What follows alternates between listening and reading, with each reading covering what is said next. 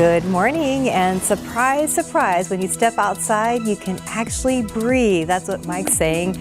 Very nice little break there. We are in the 70s this morning, but yeah, it's going to heat up. We're going to check in with Mike very soon. Live from KSAT 12, Good Morning San Antonio starts right now. Good morning, 6 o'clock on your Thursday, June 6th. Thanks for joining us. Yeah, if you haven't stepped outside yet, go ahead and do that. This is a nice little break, kind of like the one we got yesterday afternoon, about 11:30 for some of us. Yeah, right around lunchtime. We had a little gust front come through, and that helped us in the afternoons. This morning, Mike, what's the biggest difference for you out there this morning? I keep looking at this picture. This is looking off to the east, and going, am I seeing actually, like, am I seeing kind of orange out there? A little bit of a glow of a sunrise out there, believe it or not. We have low humidity. We can actually see a skyline or see the horizon. And yeah, that does appear like a little bit of a glow of the sunrise this morning.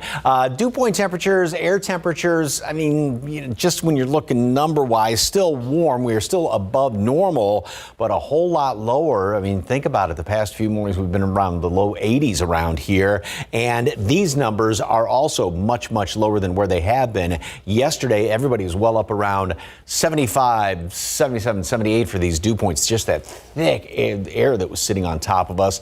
That has gone down considerably, so we really don't have that much of a heat index to deal with out there, maybe a degree or two above what the actual air temperature is. Now, it is still going to be on the hot side today. We're still going to be hitting 100 here in town. We do have those heat advisories down to the south, but for the most part, we're not going to have, just that oppressively high humidity. As a matter of fact, the humidity, and this will be the case today as well as going into the weekend, is going to be dropping down as we go into the afternoon hours. A little more in the morning, a little less in the afternoon. Mold is on the low side. The updated count's going to come out in a couple of hours. Temperatures, we will continue to drop down another degree or two maybe, and then back up to 90 at noon, 92 being the normal high temperature. So that's going to be early afternoon. And yes, we will hit 100, but a slight bit of a heat index, but nothing like what we've had the past couple of days. And this is going to remain the case through the weekend. Then we see a bit more of a change coming in here for next week. Will it include rain? Let's hope so. Details coming up in just a couple of minutes. Traffic Authority, RJ Marquez,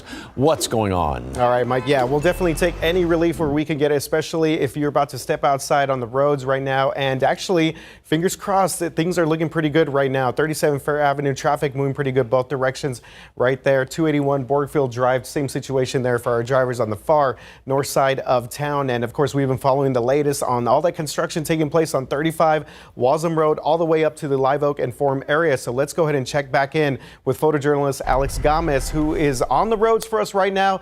Alex, last time we messaged, you said you were around Evans Road. Just give our folks an update on where you're at and how things are looking out there.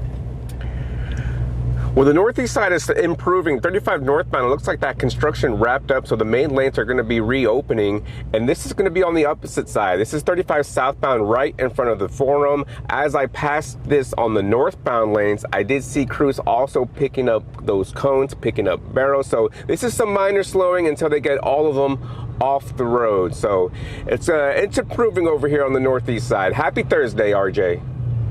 Yeah, definitely a happy Thursday to everyone out there as we come back out to our maps. And good update there from Alex. Of course, seeing things in real time on the ground, definitely important for all of our drivers in that part of town. As you see from our inbound traffic times, traffic looking pretty good for the most part right now. Pleasanton, 25 minutes, 32 minutes if you're coming up from the Floresville area. Outbound traffic times, remember, New Braunfels, that was going to be the biggest delays that we're seeing. It's going to take you about 28 minutes now. If you're going out to the south side of town, 27 minutes to Floresville, 21 minutes out there to Lytle. We will continue to follow the roads and give you the latest here in just a bit. Mark and 70, back to you guys.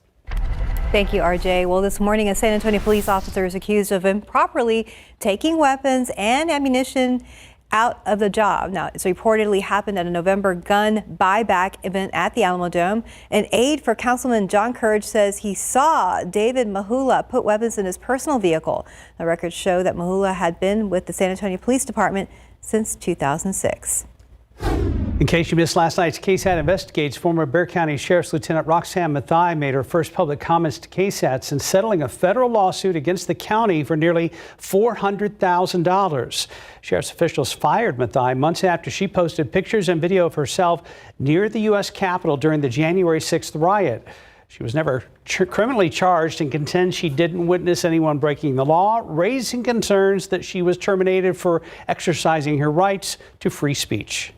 Roxanne is a patriot, and her case serves as a beacon of light, a beacon of hope that in our constitutional republic, we will respect the rights of people to think freely and to associate freely and essentially protect viewpoint diversity.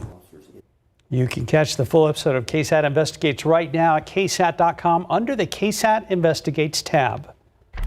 Well, looking ahead, you have a chance to make your voice heard about naming a new park near the medical center. The city of San Antonio will host a public hearing at 6 p.m. next Tuesday on June 11th at Oxford United Methodist Church on Huebner Road. City Councilman Manny Pelaez submitted a suggestion to name it after Lisa Starr Rosenstein when she was an active runner and community member who tragically died in 2021 after a hit-and-run accident while out on a morning run. Now, Pelaez says naming that park after her would serve as a memory for all of her contributions to the city. All right, it is June 6th, and stop what you're doing right now. Take a look at the podium. We're looking live right now at a ceremony in Normandy, France, commemorating the 80th anniversary of D-Day. You'd see Defense Secretary Lloyd Austin there on the right there by the teleprompter. President Biden will be speaking at some point. Today marks 80 years since Allied troops stormed the beaches of Normandy. That bold invasion would end up liberating France and mark the beginning of the end for Adolf Hitler and Nazi Germany in World War II. As ABC's Christian Cordero reports, President Biden and other world leaders are in Normandy this morning to honor the legacy of World War II veterans. This morning, President Biden and the First Lady arriving in Normandy were 80 years ago today. The first of what would be 160,000 Allied troops stepped onto the sand beneath the English Channel and into a course that would forever change history. People say, how did you get off that boat and go in on the beach? There was a job had to be done. Somebody had to do it. D-Day is among the most humbling examples that freedom isn't free. 2,500 Americans were killed in the operation on June 6, 1944. Today, Normandy is hosting world leaders and the survivors, now ranging between 96 and 107 years old. They remember. I've never seen as many dead men on the beaches as I've ever seen. You couldn't stop and help anybody because they kept hollering, get off the beach, and get set to go fire those guns. As do the riveters who helped fuel the U.S. efforts. The airplanes, the tanks, the ammunition, the landing craft. And made history of her own. The number of World War II heroes with first-hand accounts is dwindling, with fewer than 1% still alive. World leaders in Normandy today are amplifying the significance of their fight. Taking full opportunity, President Biden in stride with his re-election campaign and as two wars grip countries overseas. He'll talk about the stakes of that moment, an existential fight between dictatorship and freedom. He'll talk about the men who scaled those cliffs and how they put themselves behind, they put the country ahead of themselves. And he'll talk about the dangers of isolationism. While in France, President Biden is expected to meet with Ukrainian President Volodymyr Zelensky. He and the First Lady will also be honored by French President Emmanuel Macron with a state visit. Christian Cordero, ABC News, Washington. Meanwhile, an African-American medic credited with treating many wounded soldiers on D-Day has posthumously been awarded the Distinguished Service Cross. Army medic Corporal Waverly Woodson Jr. was a part of the 320th Barrage Balloon Battalion. The all-black unit had the task to deploy balloons to protect troops along the beaches of Normandy from German fighter planes during D-Day. Woodson spent 30 hours treating fellow soldiers as the assault took place. He became seriously injured when his boat hit a mine, but survived. Woodson died in 2005 at the age of 83. And I have shared on my KSAT Mark Austin Facebook page this morning images and videos from Normandy, France when I visited there 1 year ago this month. Yeah, I just saw one of the video of the beach front that it is such a wide beach. It's hard to fathom those guys and what they went through. 609, 75 degrees. Well, still to come, the Cowboys are wrapping up mini camp at the Star in Frisco. We're going to hear from Dak Prescott on his expectations so far before training camp. And up next, a local mother grieving her son after a bull riding incident in Bandera, how she wants him to be remembered. I'm Danielle Ibarra. I'm with KSAT's Behind the Kitchen Door. It's been on hiatus, but happening later today, KSAT's Behind the Kitchen Door is back with a brand new episode. Daniela Ibarra visits a Korean barbecue restaurant here in San Antonio whose permit was pulled because of, quote, gross and unsanitary conditions, end quote. Have they cleaned up their act? Find out tonight with a brand new episode of BKD tonight on the Night Beat at 10. It's good to have it back. Well, this morning, a local mom is remembering her son who died after a bull riding accident over in Bandera. Peter DeLuna was only a bull rider for a year, taking up the sport last May, and he had already competed in this year's Riding on Faith Rodeo Summer Series. Now, last Friday, he was thrown from a bull, then stepped on. Peter died on the way to the hospital. Now his mom, Vanessa DeLuna, hopes people remember her son with a big smile, full of energy and full of life. And I was so proud of the man he was becoming. He made his decisions and I backed him. I have his back.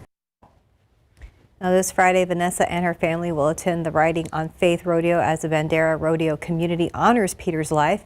Events in his memory will begin just before the rodeo starts at 8 p.m. at Mansfield Arena.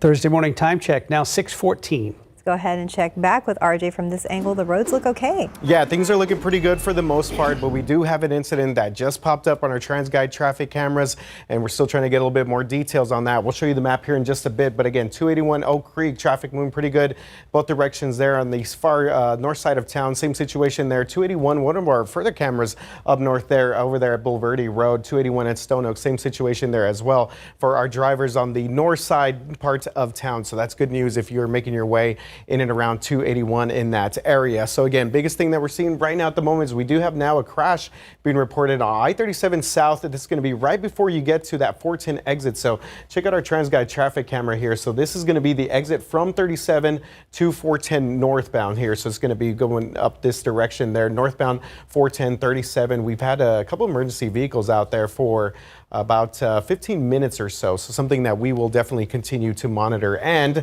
speaking of monitoring the roadways, Alex Gomez, our photojournalist, is out and about right now. So let's check in real quick with Alex.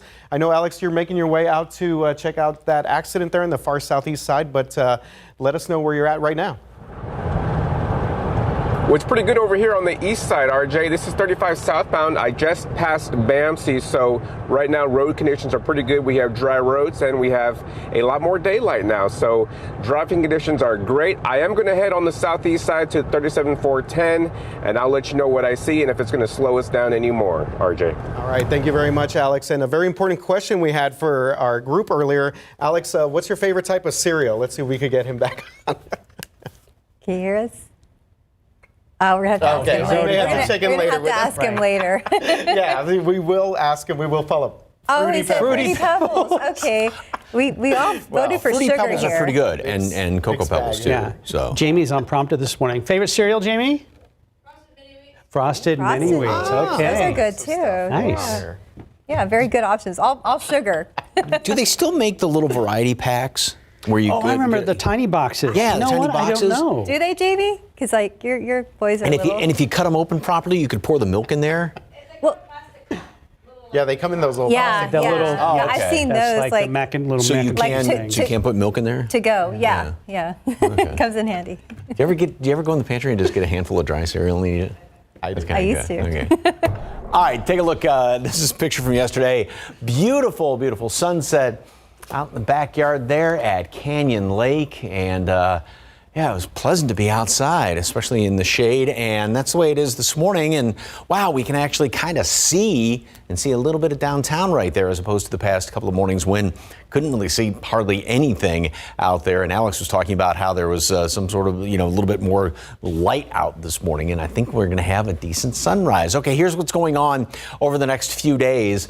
The high is going to move in on top of us, and again, I keep emphasizing, normally that's not a good situation. That does not bode well for rain. No rain in the forecast for the next 3-4 days around here. But what this is going to do, though, is push down in the atmosphere. Now, it keeps us on the hot side up around 100, but it's also going to bring bring down drier air. So that's why we are going to have and do have some lower humidity around here. So it's going to be a bit more pleasant in the afternoons. So that will then eventually kind of scooch off to the west a little bit more. And in combination with everything going up here around the Great Lakes, this is going to put us into more of a northwesterly flow. We're going to get these little glitches moving down through here and these upper level wind lines coming in here out of the north and northwest. So therefore, there will be some small chances for a little bit of rain. Now, what's also interesting is this particular model wants to get somewhat of a low trying to develop here in the Gulf of Mexico to bring us a chance for some rain. So this is what this model looks like as far as clouds and rain. Nothing going on through the weekend. I mean, something trying to brew up there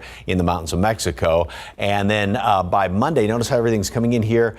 The flow out of the north, maybe a stray shower or two, not great rain chances, but at least there's something out there. That'll be the case going into then the middle and latter portion of the week. Now watch as put this into motion and how some of this rain starts to work its way in here from the east. So this is the one that wants to try and get a low developing out there in the Gulf of Mexico. It's bathwater out there in the Gulf, so it would have something to feed off of. And this would, as of right now, be perhaps a decent rainmaker for us by then a week from now. Still wait and see type situation. Until then, or through the weekend, I should say, we're still going to be up in the triple digit temperatures.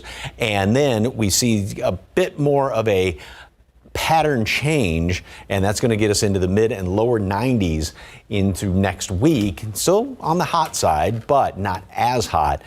Lower humidity in the afternoons and that small chance for some rain Monday, Tuesday, Wednesday going into next week. So maybe a weak front, but kudos to you for putting it on the map. Yeah. We'll take that. It's going to be a very welcome change as well. So, but at least we got some lower humidity out there this morning. That's right. I'll clap. So. Can't wait for 93. Yeah. Thank you, Mike. 619. Let's go ahead and look out there with live cam. For now, it's pretty cool. 75 degrees, not bad at all. Look at that shot this morning. Rise and shine, and maybe you don't need that iced coffee today. We'll be right back.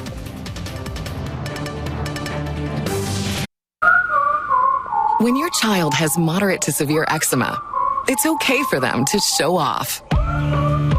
Show off their clearer skin and noticeably less itch with Dupixent. Because children 6 months and older with eczema have plenty of reasons to show off their skin. With Dupixent, the #1 prescribed biologic by dermatologists and allergists, they can stay ahead of their eczema. It helps block a key source of inflammation inside the body that can cause eczema to help heal your child's skin from within. Serious allergic reactions can occur that can be severe.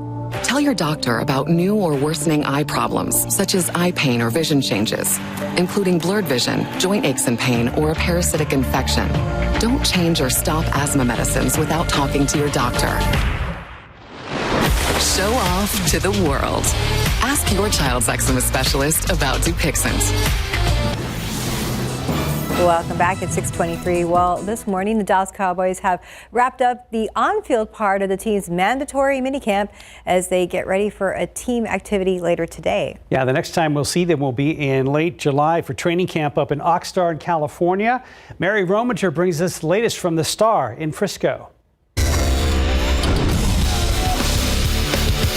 In Dak Prescott's story arc, the 2023 regular season will be remembered as the year the Dallas quarterback proved himself as a top QB in the NFL. And according to head coach Mike McCarthy, Dak is having an even better offseason this year than last year. Here's why. My focus is always getting better overall in every way that I can. Mike's comments are a result of us doing that from the time this offseason began. Before it began with the team activities, us guys getting together to really the growth, I guess you can say, in my play and the jump I'm making is the second year in his offense as well, is being more comfortable right with the footwork. Guys, the receivers around me, their second year in it, they're more comfortable, they're more confident. Things are just faster off the line from the huddle through the play to the scramble drill when a play doesn't work. everybody understands, I guess you can say, and it's just making the communication, my approach, and just allowing me obviously to play with more confidence. Well, we're now 2 days into mandatory minicamp. Prescott doesn't have his trusted wideout, CeeDee Lamb, in attendance as he works out a contract extension with the team. But Dak says he's still making great progress with the rest of the offense. From Frisco, Mary Rominger, KSAT 12 Sports.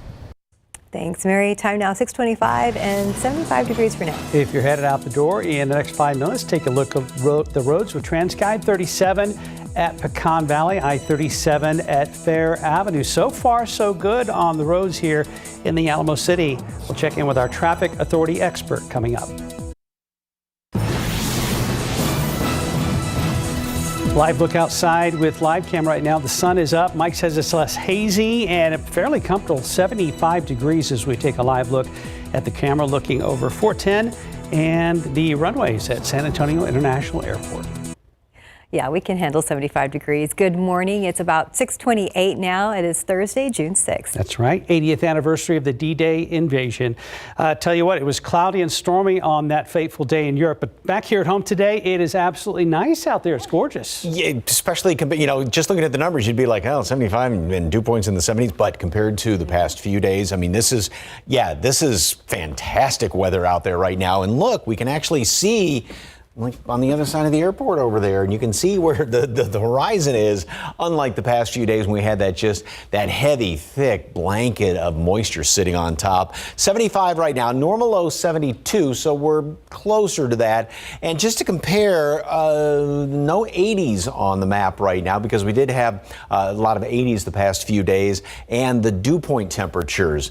Remember yesterday we were up around 76, 78 degrees all across the board. Now, I mean, 70 is still on the tropical side, but it's a whole lot better than where it has been. So we don't have that much of a heat index to deal with, just a degree or two above the actual air temperature. It is still going to be hot today. We'll still hit 100. We do have heat advisories posted for our southern counties, but not the widespread excessive heat warnings or anything like that. Mold is on the low side. The updated count's going to come out in a couple of hours. So we will stay at 100 through the weekend, but we do have lower humidity. We're getting in the cycle of a little more humidity in the morning, less in the afternoon. Plus, we're seeing kind of an overall upper level wind change to help with lower humidity in the afternoons. That's going to be tolerable. And then we get into next week and we're going to see more of a substantial pattern change. So it won't be as hot, even temperatures down closer to normals in the low 90s, and an isolated storm or two.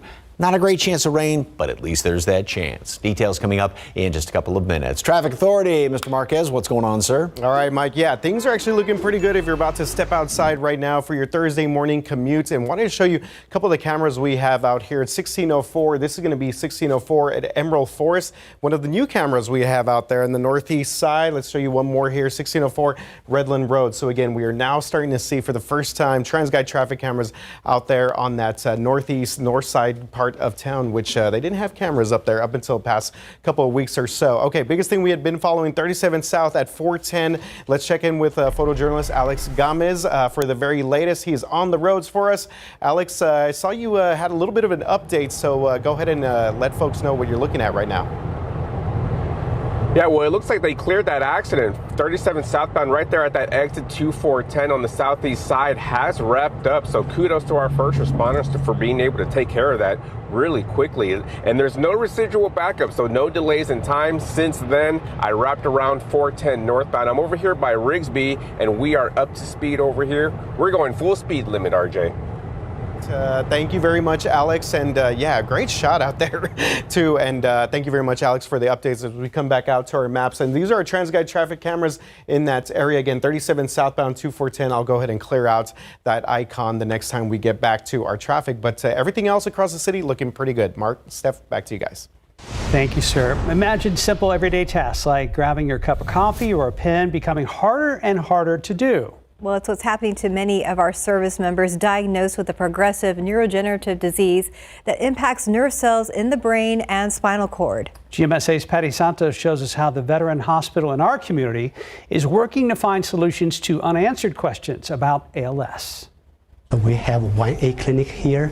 Usually we have our ALS clinic on every Monday afternoons and every Thursday afternoons. Neurologist Quinching Tang is a part of a team of specialists at the VA South Texas healthcare system that cares for those diagnosed with amyotrophic lateral sclerosis, or ALS, formerly known as Lou Gehrig's disease. In a very simple way, ALS is a disease of muscle weakness. The clinic treats about 40 to 50 patients. Every 3 months, they have a routine visit with specialists that treat them. Specialize in ALS and neuromuscular medicine. Dr. Tang is one of those they see. A visit can take several hours. You will see physical therapy, occupational therapy, speech pathology, dietitian. Tang tells us veterans are 2 to 3 times more likely to get ALS than the rest of us. Dr. Tang says researchers have 60 to 70 clinical trials underway to find out more about the disease, how to treat it, prevent it, and even diagnose it sooner. We don't have a marker or we don't have a test we can confirm the diagnosis. So biomarker study is another area we are doing in the community. And spent 24 years as a chaplain. Retired Army veteran Norman Jones was diagnosed with ALS 6 years ago. He noticed changes during his routine workouts. I was jogging and I noticed my left foot was sliding along. It's one of the most common symptoms Dr. Tang says patients notice.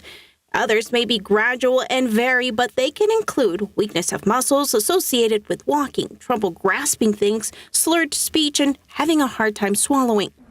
Then I went to get tested, and it took about 6 months before they diagnosed me. He's been told he has a slow progression of the disease.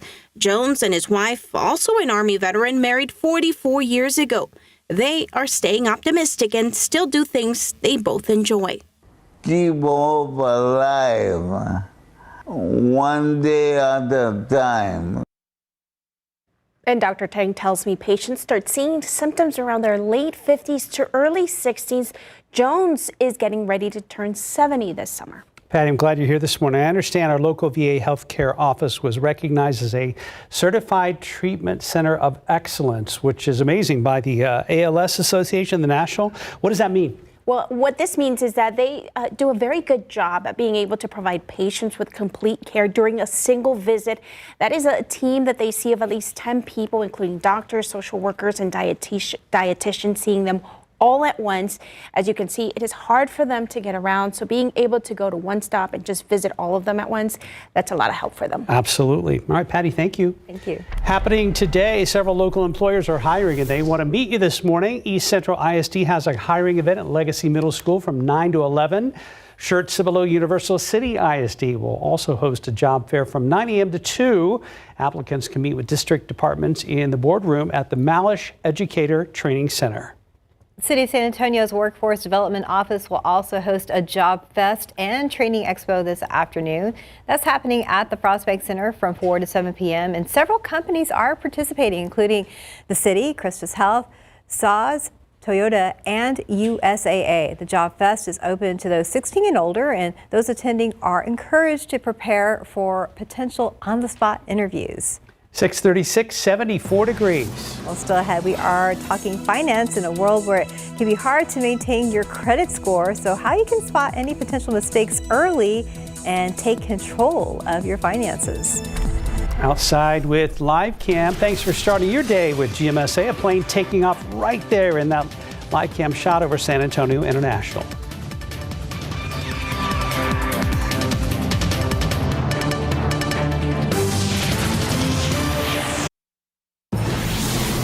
.640, welcome back. We're talking credit reports. They have important information about your borrowing history, any delinquent payments, and the number of times you have applied for credit and more. So if you see any errors in these reports, you want to get them fixed as soon as possible. Digital journalist Ivan Herrera, who is just off camera right here, we'll be talking to him coming up, has some advice on how you can spot those errors and take care of them so they don't affect your borrowing power.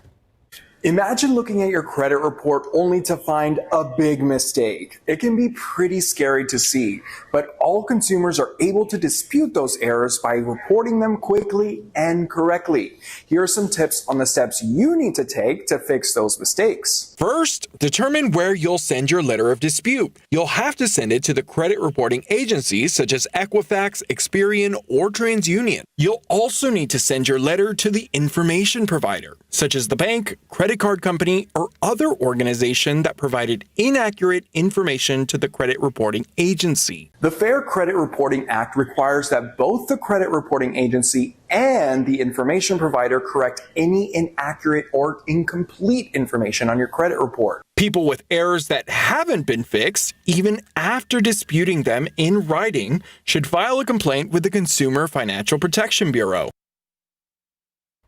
And here he is, Ivan Herrera, live in the studio, joining us now to break down some of those tips on how to fix mistakes on your credit report. Well, first off, Ivan, thank you for joining us. How can someone look at their credit report to ensure it is accurate? Good morning, Mark and Stephanie. So the first thing you should know is that you're entitled to a free credit report, and you can do that by going to annualcreditreport.com. And I actually brought a little sample here so anybody can look at, and it's very, very important. It's very big. It's 18 pages, but it depends on your credit history. So it's got a lot of important information. You want to be very thorough. Maybe use a magnifying glass to make sure that you get all the information, because it's so tiny. You want to make sure that you get all that information correct. And Ivan, I understand you mentioned sending a letter to the credit bureaus and to the information provider that made the error, like a bank or a credit card company. So what are some of the errors to look out for in this case? Well, they range from pretty simple to very complex. So some of the simple ones can be something as simple as your name, your phone number, your address. But then there's also incorrect reporting of account statuses, late payments that were made on time, incorrect dates, closed accounts, and that are being reported as open, just to name a few. And you also want to look out for data management errors. That includes incorrect balances on credit or credit limits on accounts. All right, Ivan, so if we continue to see errors, even after submitted those change requests, how do you report that? Well, the Consumer Financial Protection Bureau has made it very easy, and you can do that by heading to consumerfinance.gov.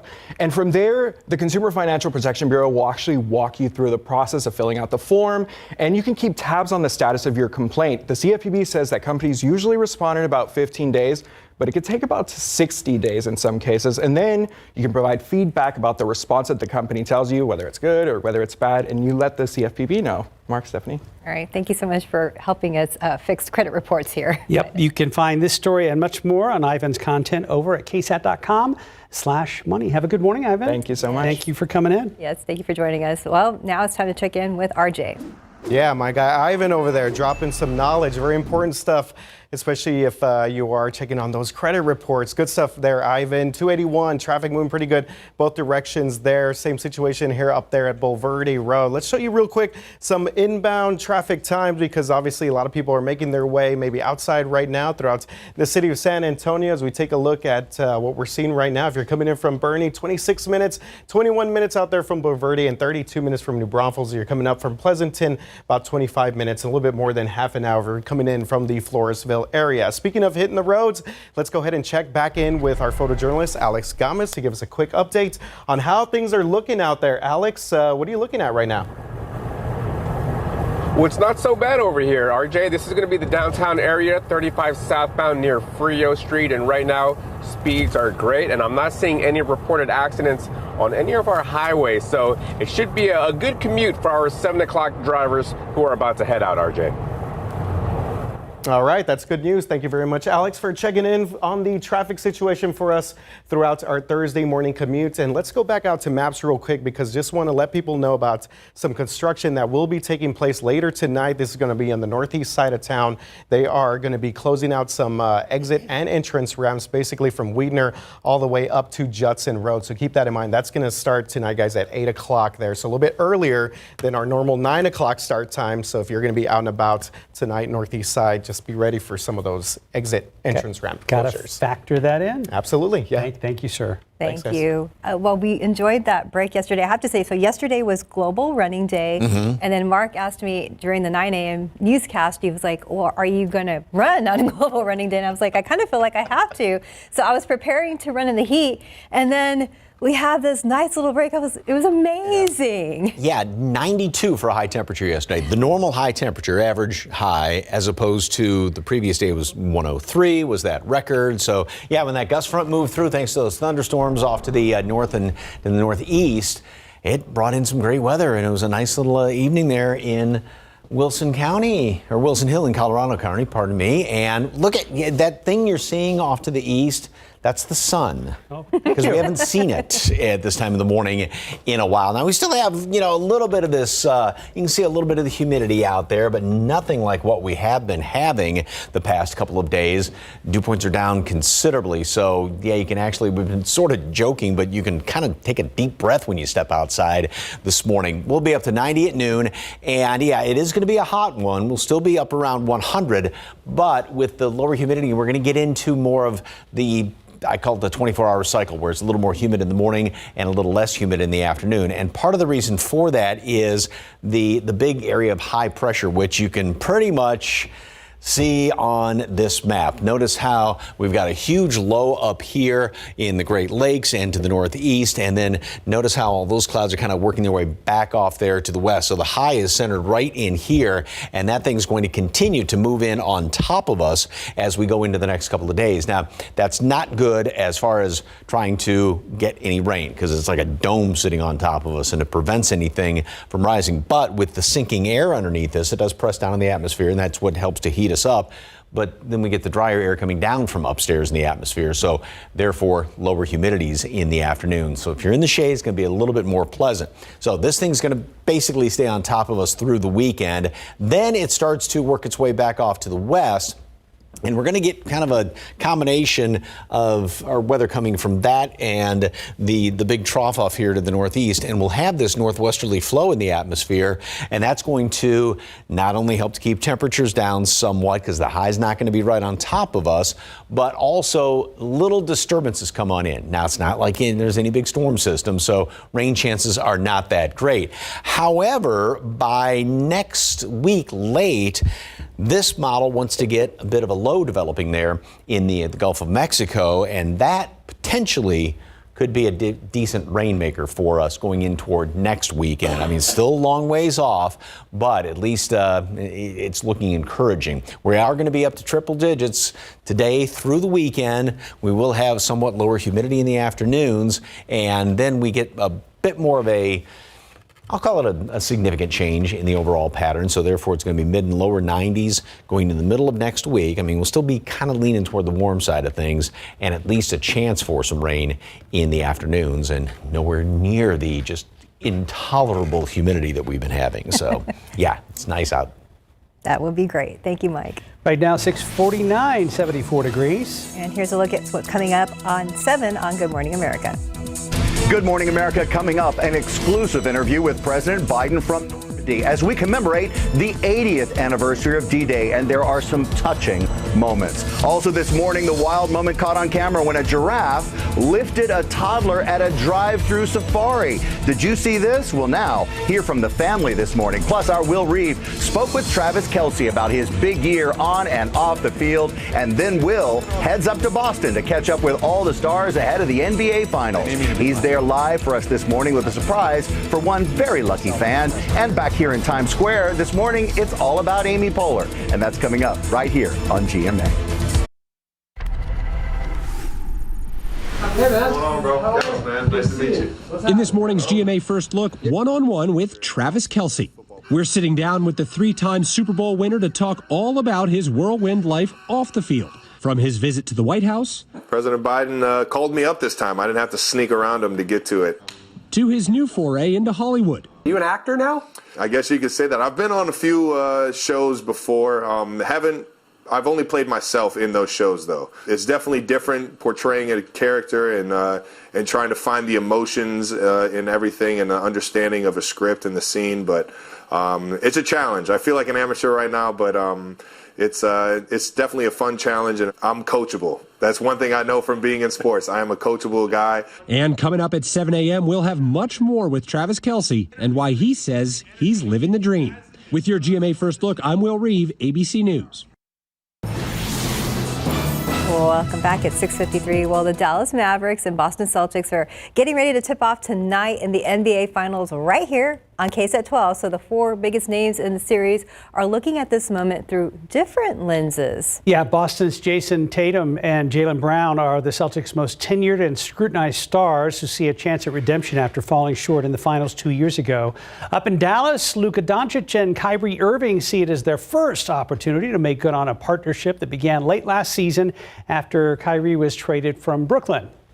Well, tip-off from Boston is at 7 o'clock tonight. And again, you can watch it right here on KSAT 12. Well, as we always like to say, this time of morning, in about 5 minutes, a whole bunch of folks are about to head out the door. Yes, you will have company. Let's go ahead and check in with RJ. Yeah, certainly will be the case as we get closer to the 7 o'clock hour. And real quick, guys, don't want to forget about Derek White. Of course, he is now with the Boston Celtics, was an all-defensive player of the year, all-defensive team player this year. So one of the many success stories for San Antonio Spurs. I'm personally pulling for Derek White to win this championship. As we take a look at our traffic out there, I-10 Hildebrand traffic moving pretty good in both directions there. 281 San Pedro, same situation there as well. So let's go ahead and take this moment in because right now there's just not much going on the roads in terms of some of the delays or accidents or the construction we've seen right now.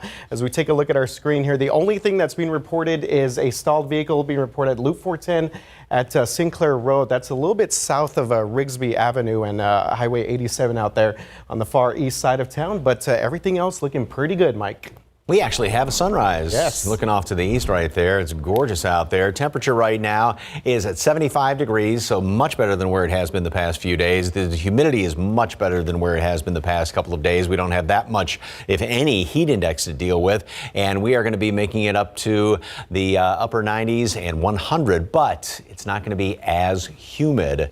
So it's going to be nice. Triple digits through the weekend and then lower next week. So, and once again, don't forget, 80th anniversary of D-Day today. Those folks, reason why we are where we are, thanks to those guys and gals. Those commemorative ceremonies will be happening today. We'll keep covering them here on KSAT 12. Keep checking back with us. Yeah, look for more coming up on Good Morning America and all our later newscasts. Thanks for starting your day with us. We'll see you at 9.